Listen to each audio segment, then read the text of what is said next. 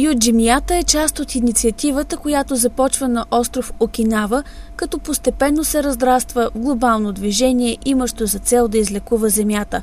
Не е съвпадение, че Мията посети кризисния център и дома за деца, лишени от родителски грижи Олга Скобелева. Той направи парично дарение на дома, защото, както той каза, не е успял да купи това, което иска. По принцип исках да дам моята любов към тия деца и може би не намерих точно в какъв предмет да я въплатя. Най-важното за децата е любовта. И разбира се, и за мира по света пак имаме нужда от любов. Той носи посланието, че всички сме едно семейство.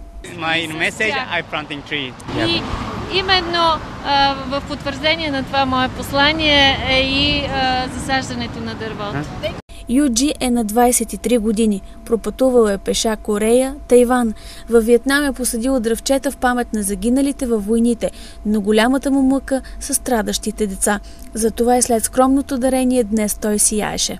Децата подариха на господин Мията една рисунка, която е правена с ръчички, тъй като те не могат да държат четката, и той каза, че това е един много скъп подарък, защото, както виждате, това също е цвете.